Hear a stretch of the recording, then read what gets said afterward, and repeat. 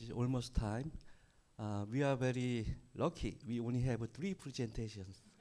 So normally we assigned 15 minutes, 12 minutes presentation and 3 minutes for question and answer. But I can you may use 20 minutes, 15 minutes for presentation and 5 minutes for question and answer. You are very lucky. Yeah, let's start to session today. The presenter is Sun Kondo. Please introduce yourself and please start your presentation. Let's welcome Sun Kondo. Thank you. Hello, my name is Shun Kondo. I'm a master student at the University of Tokyo. Today, I will be presenting our work entitled Move Like an Ammonite, Personalizing Force Feedback for Avatar Embodiment in Virtual Reality. The aim of this research is to resolve the mismatch between visual appearance and motor sensation when operating non-human avatars in VR. We approach this by personalizing force feedback using Bayesian optimization. With Bayesian optimization, we were able to efficiently identify optimal parameters for each individual. As a result, both plausibility and body ownership were significantly improved for non-human avatars. Let me start with the background. In VR, we can embody various avatars, human, animal, and beyond. This enables us to move and perceive as a different body, which can influence our cognition and behavior through the Proteus effect. However, these non-human bodies don't always feel right. Movements feel awkward and the connection feels weak. Our interest is how can we make different bodies feel like our own. Body ownership is a feeling that the avatar is truly me. High ownership enables intuitive movement, while mismatches cause discomfort and detachment. This requires consistency across multiple sensory channels. Body ownership arises when visual feedback synchronizes with tactile or motor sensations. Haptic feedback can provide internal sensations, weight, stiffness, resistance that reinforce body realism. Recent work on bird avatars shows that multimodal haptic feedback enhances embodiment, but with large individual differences. Building on this, we propose personalizing haptic parameters so motor sensations align with each user's perception of the avatar. Our research objectives is straightforward. Using 4 types of non-human avatars, gorilla, bird, ammonite, and jellyfish, we examine whether individually optimized force feedback parameters can enhance plausibility and body ownership. We conduct a within-subjects experiment. The order of avatar was fixed: gorilla, bird, ammonite, and jellyfish. Each avatar involved 20 trials. After each trial, participants rated Q1, plausibility of movement, and Q2, sense of body ownership. A total of 12 participants took part in the study. We use a wearable haptic device called SomatOShift. This device applies torque to the wrist based on its rotation, enabling us to simulate sensations of inertia, viscosity, and elasticity. Because the device responds in real time to motion, it allows synchronization between vision and force feedback, making it suitable for reproducing motor sensations of non-human avatars. Our force feedback model consists of 2 masses connected by springs and dampers. We optimized 4 parameters: inertia I2, spring constant K, absolute velocity damper Ca, and relative velocity damper Cr. To reduce dimensionally, Cr was fixed depending on the sign of Ca. The parameter space was restricted based on device stability and perceptual thresholds. We use Bayesian optimization to find optimal parameters. Three main parameters, I2, K, CA. CR is controlled by viscosity sign. After each 15-second experience, participants rated two questions. Q1, does the movement sensation match the visual appearance? Q2, does the body feel like my own? The algorithm uses the average of these ratings to intelligently select the next parameters to test.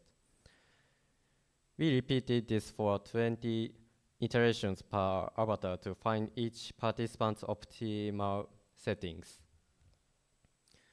Here is the procedure. First, for each avatar, participants watched the 2D animation and evaluated it using the semantic differential method with 22 adjective pairs. Next, participants wore the device and rested their arm on an armrest. They first spent 30 seconds freely moving to get used to the avatar, and then performed 15 seconds of wrist rotation. In each trial, participants moved their wrists up and down, while experienced the proposed parameter set. After the 15-second experience, participants immediately rated plausibility and body ownership on a slider in VR. This process was repeated 20 times per avatar. Here are hypotheses. H1, the condition with optimized force feedback parameters is significantly higher plausibility ratings compared to the condition with minimal force feedback. H2, if two avatars receive similar impression factor scores, they will yield similar optimal haptic parameters. In the next slides, I will show the results. Does optimized feedback actually improve the experience? We compared minimal feedback trials with optimized conditions. The results show statistically significant improvements across all avatars with very large effect sizes. Bayesian optimization effectively personalizes force feedback, dramatically enhancing plausibility and body ownership for non-human avatars. Bayesian optimization worked, but required 20 trials per avatar per person. Can we predict parameters more efficiently? Our strategy is model the relationship between visual impressions and optimal haptic parameters. We used factor analysis to reduce 22 adjective pairs to key factors, then applied regression to predict optimal parameters from these impressions. If successful, we could predict good starting parameters and reduce trial time. Let me show you what we found. To test A2, we conducted factor analysis on the 22 adjective pairs. We extracted 6 factors explaining about 75 of the variance. For example, factor 1 corresponded to strength. We then examined whether these factors could predict optimal parameters. However, regression models, including linear, quadratic, and random forest, failed to predict optimal parameters. All models yielded negative R squared. This indicates that impression scores alone cannot predict optimal haptic parameters. To further analyze the failure, we applied k-means clustering in the impression space. Here is an example for the gorilla avatar. We divided 12 participants into 10 clusters, but even within the same cluster, participants selected very different optimal parameters. This shows that similar impressions do not necessarily lead to similar parameter choices. Thus, A2 was rejected. Why couldn't we predict parameters from impressions? The main reason is individual differences. There are three key factors that we think could explain these individual differences. The first factor is differences in contextual imagination. For example, with a bird avatar, some participants imagined a bird flapping on the ground, while others imagined flying in the air. In the first case, less air resistance felt more plausible, while in the second case, stronger resistance felt more plausible. Thus, interpretation greatly influenced optimal feedback. The second factor is a lack of shared expectations for unfamiliar bodies. For instance, when you see a block of iron, most people would agree that it should feel heavy. This is based on common experience. But how about an ammonite? There is no shared expectation about how an ammonite's arm should feel, since no one has ever actually experienced it. Therefore, participants diverged in what they considered plausible. The third factor is physical differences. Muscle strength itself functions like a damper. So participants with stronger arms and those with weaker arms perceive the same feedback differently. These factors together could cause large variability across participants. Before concluding, I want to be transparent about some limitations of this study. First, we used a fixed avatar order to help participants familiarize themselves with the system, starting with the more human-like gorilla. However, this means we couldn't fully control for learning effects or fatigue across the session. Second, our adjective pairs may not have captured all the nuanced characteristics that people associate with these avatars. Finding the right vocabulary to describe these experiences remains challenging. Third, the haptic device itself weighs about 350 grams.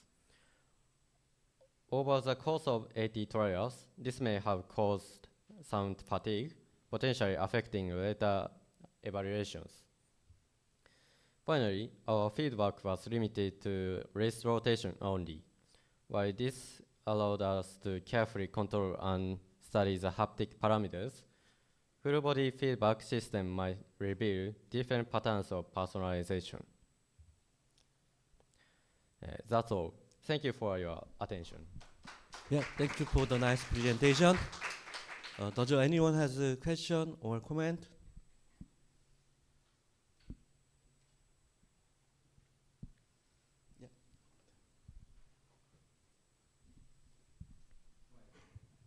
Thank you for your presentation. This is great work. So I have some question on the movement of each animal. So you know that different animal may have the different kind of like movement, but in your condition, I believe looks like a similar movement. Or do you have different movement according to the each animal type?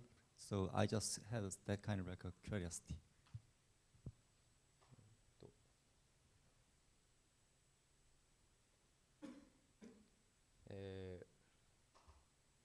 Could you summarize your question? Sorry. Right, I can summarize it.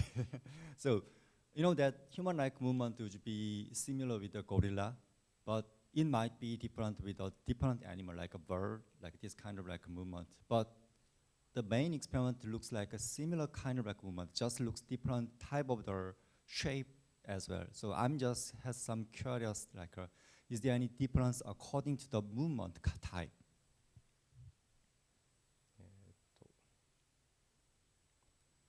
The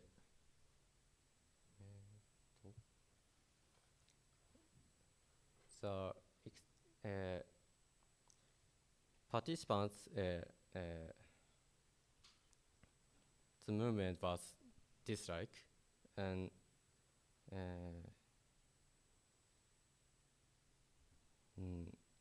but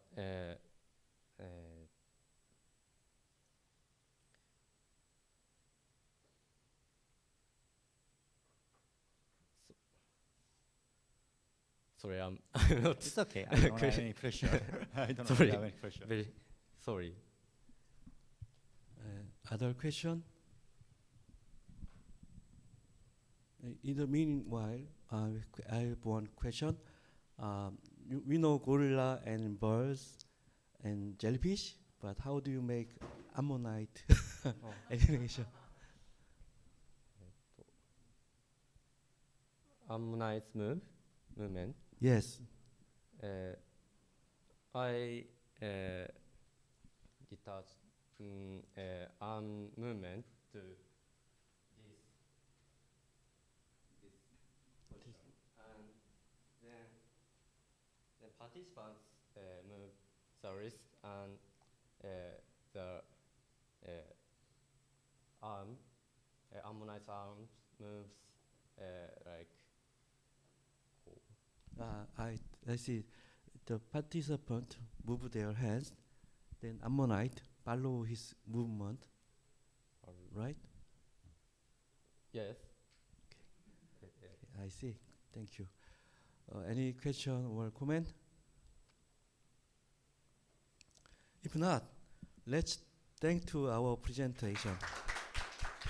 Good morning, everyone. My name is Yamba, a master student at Hallym University. Today, I will presenting what if virtual agent has sense, user's judgment of virtual agent personality, and appeal encounter. Human sense of play decides rule in social interaction. As a real world, forming a positive first impression of virtual agent in VR is essential for driving user engagement. Correct VR is largely visual and auditory, limiting multisensory cue to delivery. We focus on olfactory cue.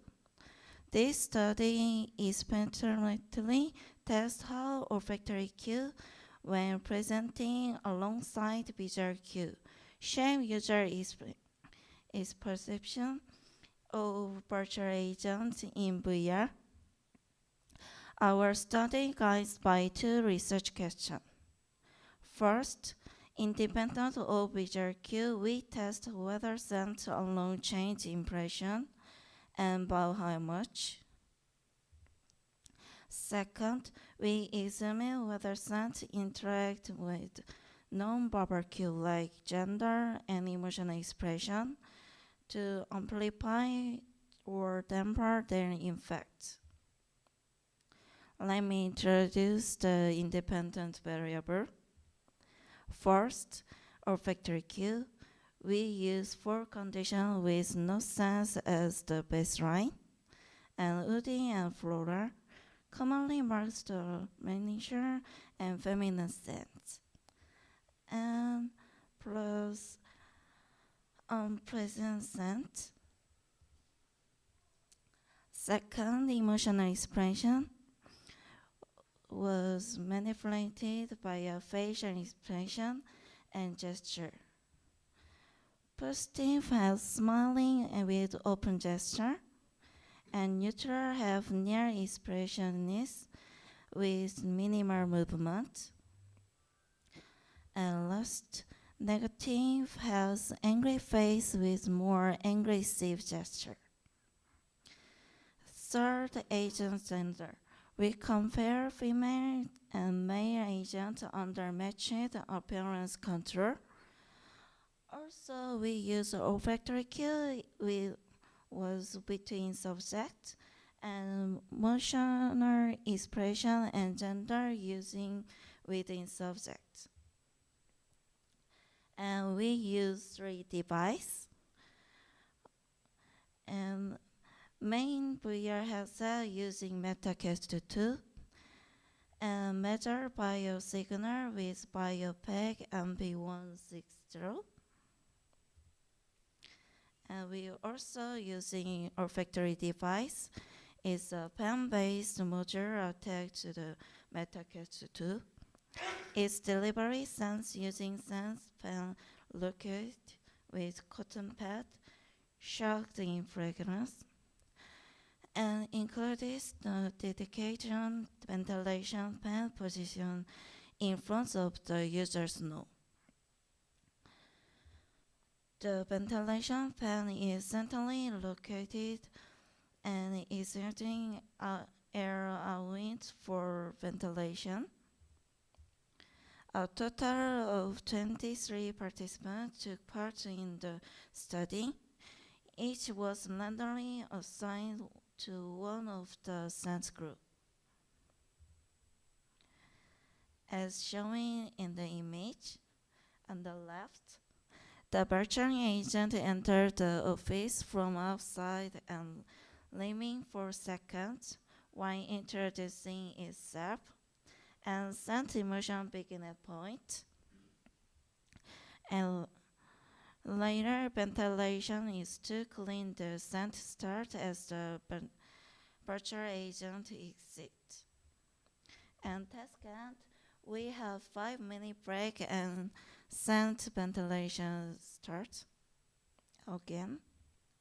Yeah, I will keep it brief here because the proof hypothesis in the paper. Our hypothesis focus on how different sense types shape user impressions of the virtual agent. First, within a peer metric, this is affinity. As the chart shows, presence score lost other sense, and negative expression score lost versus other expression. For credibility, presence was the lowest among sense.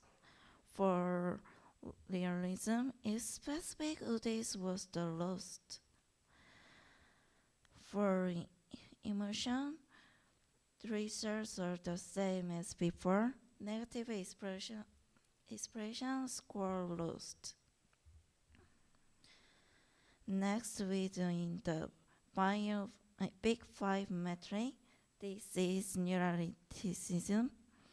Overall, no sense score lower than unpresent among the olfactory conditions. And negative expression product the highest score. For agreeableness, the no sense condition score higher than unpresent. The neurons we talk about last. The biosignal response are higher with female agents than male agents. In the subjective results, most participants said emotion expression strongly influenced their judgment, whereas the response to olfactory cue are mixed across individuals. In summary, olfactory cue mirrors real-world social perception. Present sense reduce techniques and overall reactings, with notable individual difference, but emotional expression dominated impressions. With matched impressions, the female agents are perceived more possibility. Design-wise, prioritizing expression emotion, avoid unpresent order, and personalizing scent using in VR.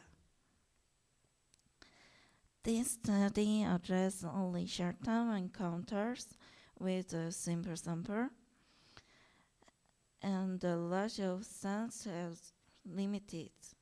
In future work, we plan to address these limitations by conducting long-term and large sample and exploring personalized sample control. Emotion expression dominated impressions in VR with matching expressions. The female agents perceives more possibility. And presence sent added later, and while unpresent sends lower things.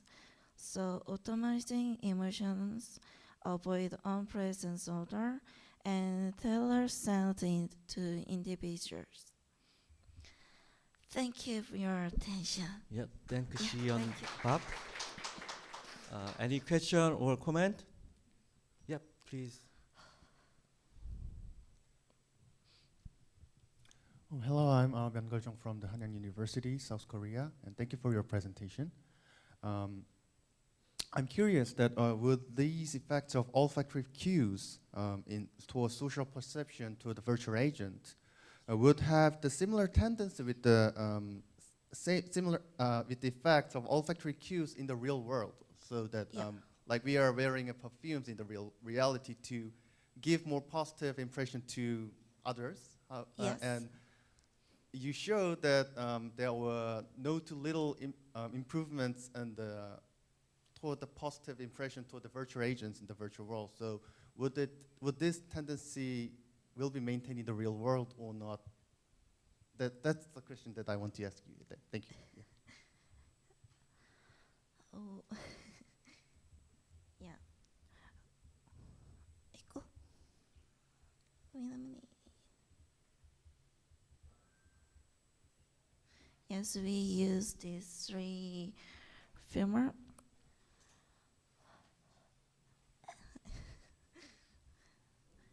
Um, yes, in real world, many people using the perfume to body sense. So we choose the Udis and Flora. That is most famous seller to Amazon. Yeah. So we using this, but some people smells very bad. We in fact using the smells food. So we use that to interact to social interact.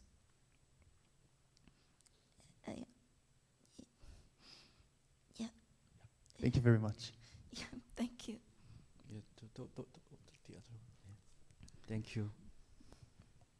Oh, hello, I'm Seung-ho at the Hanyang University, Republic of Korea.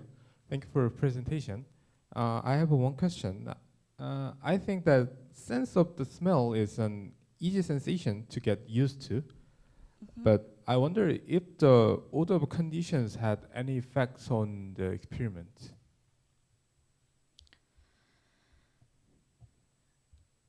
Yeah.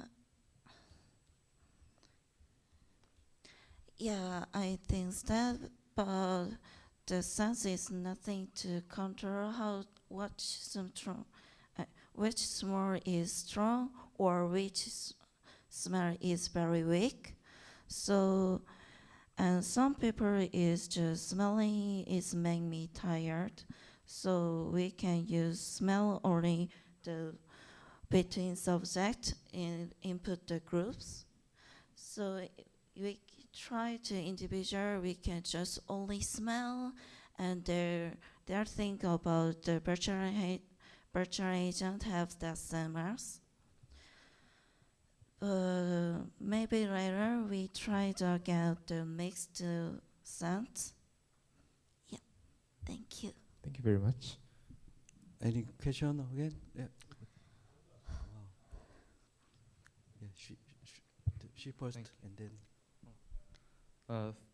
Thank you for your presentation. I really enjoyed your speech.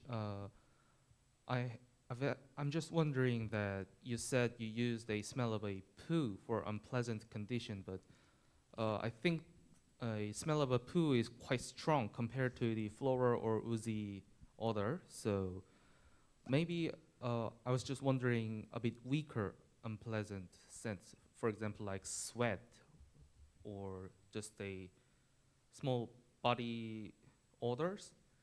So I just want to know, why did you choose that wet farts, that condition?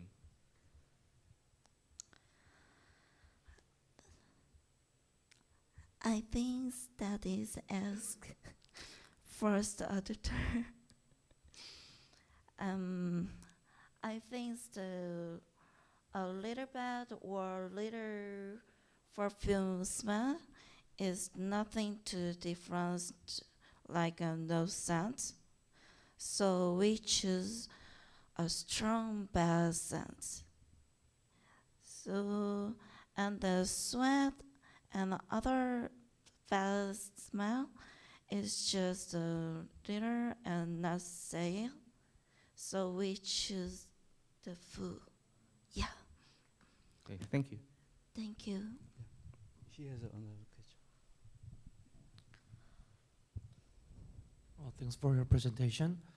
My question is, how did you give the olfactory cues in each condition? In my think, if I give the olfactory cues duration 10 seconds, I think my nose will be get tired. So Yeah. what? So we tried many ventilation in trial. So in the actually all of time is learning to ventilation. Just the number two, the agent introduced themselves in 7 seconds, only learning to send input. Other second is always running to ventilation using the centering ventilation fan with where windows open, just ventilation for space. Okay, Yeah. thank you. Thank you. Any question again? Yeah, I have one question. Yeah. Yeah, you have a lot of questions. So when people smell smell something thin, then normally we look forward where it comes from. We are looking for the source of the smell. But how the participant notify or recognize the smells come from human avatar? Yeah. How they recognize, how they understand it comes from human avatar? Maybe they could find the source of a scene or look around and a sofa or table. Oh, yeah.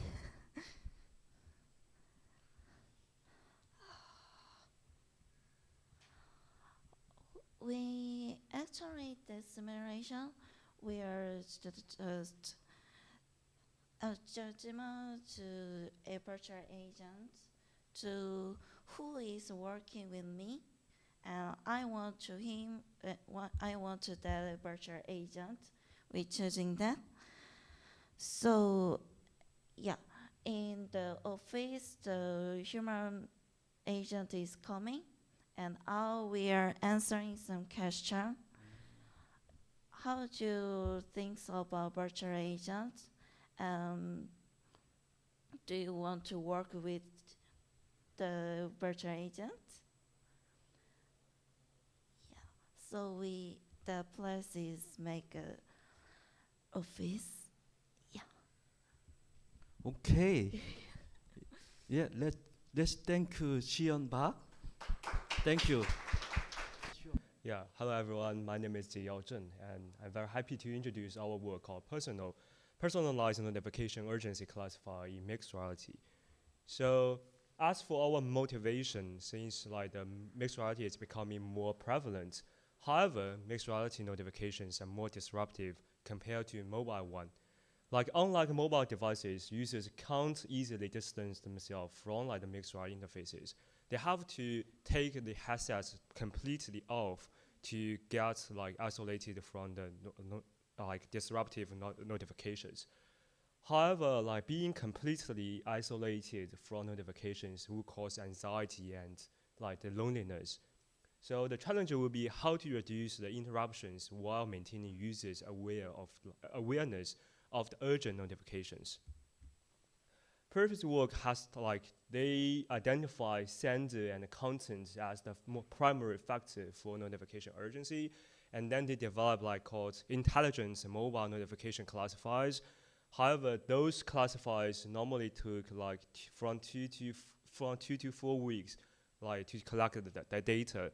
And also the virtual reality and mixed reality notification research also tried to solve the problem by focusing on the design such as the placement, modality, visual appearance. But there was no comprehensive data or intelligent filtering systems in mixed reality. It raised two research questions. The first one is how do users behave and respond to the notifications in mixed reality? Is it the same as the users user behavior for the mobile notifications? And the second research question would be how can we automatically classify the urgency of MR notifications in a personalized way? So the second question encompasses 3 main dimensions: data, context, and algorithms. We solved the problem by designing 3 studies. For the first study, we collect the data, and then for the second study, we analyze the user behavior in mixed reality. So we use the thematic analysis to get the variables.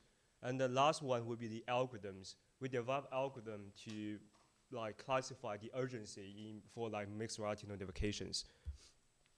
So for the user study, we conducted a waiting subject study with 18 participants. As the NASA TLX result shows, those 3 activities with varying cognitive demands: dawdling, brainstorming, and reading. Here's more detailed examples for the user study 1. And at the top, you can see the examples of user notification interaction. So users can dismiss the notifications by using this structure, and then they can tap the notification UI to respond to the notifications. After tapping the notification UI, the notification panel will occur, and then users can choose the certain or specific message, and then just simulates replying by clicking the reply button. And at the bottom, you can see the examples of user studies. Users they were dawdling, reading, and the brainstorming from A to C. And from D to F, it shows the example of the notifications they received during different activities. So as for the data, we collected self-labeled data. Since self-labeled data can be collected within maybe 10 minutes. So if the self-labeled data is efficient to identify users' preferences, then maybe in the future, we just need 10 minutes to develop a personalized notification classifier. And we collected 90 notifications per user, and users rated the urgency based on the content and the sender. This step was done in Excel. And then we collected the interaction-based data, which represents the objective behaviors. We collected 108 notifications per user, while those 18 serve as ground truth for the test. And then we label the interaction-based data based on the responsive behavior. If a notification received a reply within 30 seconds, it was labeled as urgent. And lastly, we collected the experience sampling method data, and this data was used to analyze users' behavior while replying to the mixed reality notifications. Our contribution lies on first notification data set, capturing both subjective preferences and objective behaviors across activities with varying cognitive loads. And here's the results from our study 2. Two researchers independently review all ISMAR data and then construct a codebook. As you can see from the table, the sender, content, and the activity, they share the same importance or the similar importance, which is different from the mobile behaviors. Since in mobile notification research, they identify on both sender and content as the primary factors.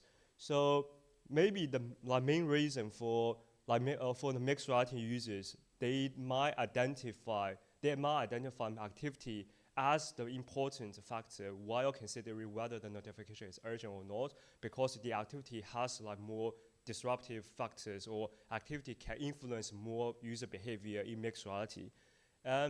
As for the code book validation, 3 researchers independently coded their user behavior and achieving very high iterator reliability with alpha value equaling to 0.846. After collecting the data and the variables, then we can develop the algorithms. So we develop an LM-based data algorithm. And as for the data set, we have 3 kinds of different data sets. The first one is self-rate reports data, and the second one is data set 1 is interaction-based data, but with only information about the sender and the contents. And data set 2 can incorporating activities as the additional contextual variable. Since if we compare data set 1 and data set 2, we can easily conclude whether the activity is a very important factor while you're identifying users' behavior preferences. And also we introduced 3 models. The first one is the base model, general large language model. It's a general model, so it can represent the general opinions about the notification urgency, since it's trained on a large corpus of data. And also we have M1, which is called zero learning, using only the user reported the behavior. So if we can get the users self-reported behavior, then maybe in the future we can develop a personalized classifier within seconds, since users just need to tap their behaviors as the prompt. And the last one is the personal. We use multiple agents and then implementing an analyzer like LM to create user profiles from the training data. The training data could be the self-report data, data set 1, data set 2, and also the rater LMs, then used to identify the test the data. Here's the results and the hypothesis we demonstrate. So as you can see, from the table 1, personalized notification classifier will outperform the general notification classifier, since the M1 and M2 outperform the base model, the general large language model. And also the hypothesis 2, self-reported urgency ratings will yield classification performance comparable to interaction-based data. So if we compare the SR data with the D1 and the D2, you can see the results are comparable. It's not too bad. And also the hypothesis 3, activity, if we include the activity, generally the performance of the model will improve a lot. As you can see, if we the data set 2 result is much higher than the data set 1. And also, as last hypothesis, large language model and analyzers will capture user notification response patterns accurately and comprehensively based on our codebook framework, since our result achieve very high accuracy, which is 0.815, which is pretty high, I would say. And also very low FNR, which was only 0.381. So as for our main contribution, we built the first mixed reality notification data set, and also we gain novel insights on mixed reality users' behavior about the mixed reality notifications. And last one is the third one will be personal algorithm. We developed a framework that can achieve very high accuracy with only limited 90 training instances. And the last one would be human-centered AI design. Since if the analyzed LM can contribute, can generate users' behavior or users' profiles, then those parts can be explainable rather than the previous machine learning-based algorithms, which we come gain very clear insight on what's behind the neural networks or what's behind the algorithms. For our work, we can easily explain our LM generates user profiles, and it uses such profiles to classify the notification urgency levels. For the users, we can as for the impacts, for users, we can reduce interruptions, maintain awareness, and for the developers, we can we provide ready-to-use framework, and they can work with limited data, with only like 90 data sets, data instance. And lastly, about the limitation of the future work, our work it was conducted in a lab settings. So maybe in the future, like future researchers can conduct the research in the can conduct in the wall study, or they can use like multiple urgency classifiers rather than like binary classification. And also they can conclude, they can like consider additional context factors such as the time and location, social proximity. Yeah, that's it. Thank you very much. And lastly, our lab is recruiting MPhil and PhD. So if you are interested, please send a CV to my boss. Yeah, thank you very much. Thank you very much. Any question or comment? Yep, over there.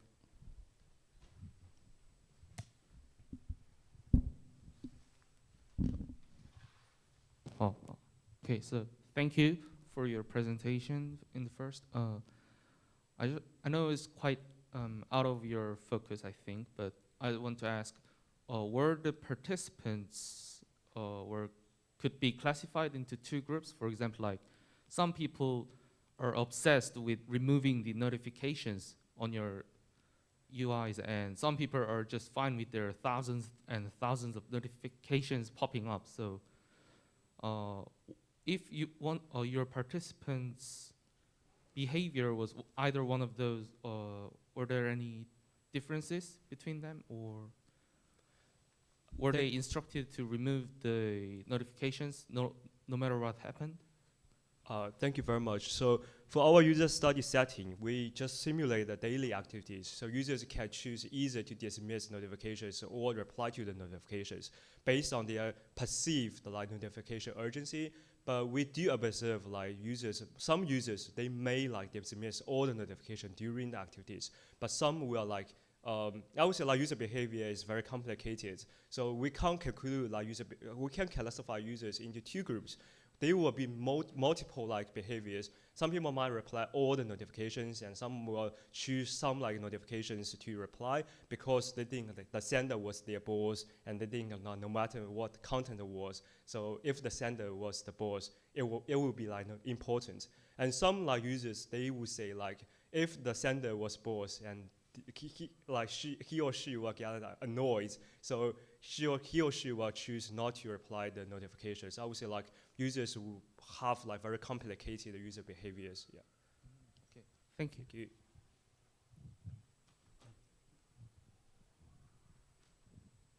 Thank you for your presentation and findings. And I'm just curious that whether the participants had perceived an AI which observes their notification as their surveillant, which is a negative aspect, or helper, which is a positive aspect. I'm curious that whether participants have perceived an AI as negative aspect or positive aspect. Sorry, I just want to be clear about like, do you mean AI or AR? Just AI. LLM system, yeah, LLM. Yeah. LLM system. Since we only collect the data during the user study, we only like test like the results only based on qualitative data. We didn't like quantitative data. We didn't like get like feedback from users. So if in the future you have like AI-based like the algorithms, would you like it or not? So it can be like the future work. It's not our focus of the study. Sorry for that. Thank you. And I would say like people might be. It really depends on like the accuracy. If the accuracy is high, people might like the AI-based algorithms more. If the accuracy is low, and it would be more disruptive. Yeah, I would say. Yeah, thank you.